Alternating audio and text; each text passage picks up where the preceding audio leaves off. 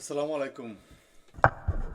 আজকে আমি খুব একটা ইন্টারেস্টিং বিষয় নিয়ে কথা বলবো, সেটা হচ্ছে ইরান যুদ্ধ। গত 28 তারিখ থেকে ইউএসএ এবং ইসরায়েল একত্রিতভাবে ইরানের উপর অ্যাটাক করেছে। এই অ্যাটাকের পরিণতিটা কি? আমরা সবাই একটা বিষয় নিয়ে অনেকে কথা বলছি। অনেকে বলছে এই যুদ্ধটা অনেক দীর্ঘস্থায়ী হবে, অনেকে বলছে এই যুদ্ধটা 2 বছর 3 বছর ধরে চলবে। আমার কাছে মনে হয় তা হবে না। কেন হবে না তার প্রধান কারণগুলো আমি বলছি। প্রথম কারণ হলো তেল, oil.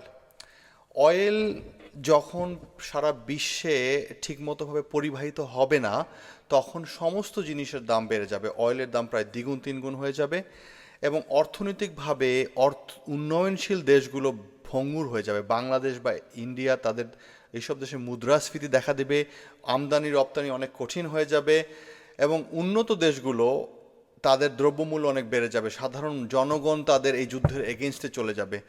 Basically Donald Trump within USA যে সাপোর্টটা পাচ্ছিল এতদিন, সেই সাপোর্টটা পাবে না এই যুদ্ধের জন্য। তাদের মানুষগুলো কিন্তু তাদের প্রধানমন্ত্রী প্রেসিডেন্টের এগেনস্টে চলে যাবে। আপনি দেখবেন ইউকে কিন্তু এই যুদ্ধে প্রথমে ইউএসএকে সাপোর্ট করেনি এবং এটা একটা একটা এক্সাম্পল যে দেখেন ইউকের ক্ষেত্রে ইউকের প্রাইম মিনিস্টারের কিন্তু সাধারণ মানুষের আস্থা নাই ইউকের প্রাইম মিনিস্টারের প্রতি, এবং এই কারণে এই সিদ্ধান্ত নেওয়ার আগে সে অনেক সময় নিয়েছেন। পরবর্তীতে সে ইউএসএকে সাপোর্ট করেছেন। ইউএসএ ডোনাল্ড ট্রাম্প ইউকের প্রধানমন্ত্রীকে অনেক বেশি ক্রিটিসাইজও করেছেন এই বিষয়ে। আরেকটা বিষয় খুব গুরুত্বপূর্ণ, সেটা হচ্ছে হরমুজ প্রণালী। না, ওই জায়গাটা দিয়ে, এটা একটা খুবই সরু একটা জায়গা, ওই জায়গা দিয়ে বিশ্বের প্রায় 20-30% অয়েল পাস করে। ওই জায়গাটা যখন ইরান বন্ধ করে দিবে, সমস্ত দেশ, সৌদি আরব, কুয়েত, ওমান, এই সমস্ত দেশের যে অয়েলটা, এই অয়েলটা কিন্তু পাস করতে পারবে না, ওখানে স্টাক হয়ে যাবে। সো লজিস্টিকলি অয়েল পরিবহন করা একটা ইম্পসিবল টাস্ক হয়ে যাবে।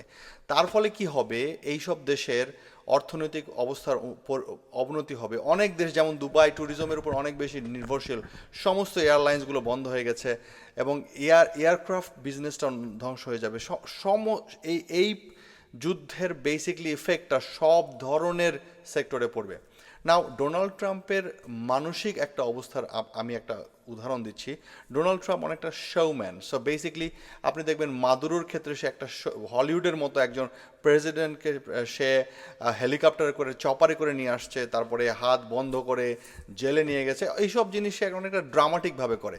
তার কিন্তু লং টার্ম কোনো প্ল্যান নেই এবং এই যুদ্ধের ক্ষেত্রেও তার লং টার্ম প্ল্যান নেই। সে কী অ্যাচিভ করতে চায়? সে কি ইরানের রেজিমেন্ট চেঞ্জ করতে চায়? রেজিমেন্ট চেঞ্জ করে সে কী অ্যাচিভ করবে? ইরান কিন্তু আরও সংঘবদ্ধ হয়ে যাবে এক্ষেত্রে। ইরান এর আগে বহুবার এই ধরনের পরিস্থিতির মধ্যে গিয়েছে।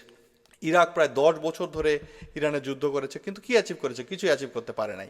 So at the end of the day the result will be zero. So এই যুদ্ধের কোনো সাস্টেইনেবিলিটি নাই। এই যুদ্ধটা বন্ধ করতে হবে এবং এর ভবিষ্যৎ কালো অন্ধকারের মতো। সাধারণ মানুষেরই সবচেয়ে বেশি ক্ষতি হবে। ডোনাল্ড ট্রাম্প বা প্রধানমন্ত্রীদের তো এই এই সাফারিংটা হবে না। সো সাধারণ মানুষ ডোনাল্ড ট্রাম্পের এগেনস্টে চলে যাবে এবং ultimately Donald Trump will have to resign if he doesn't stop this war. Thank you.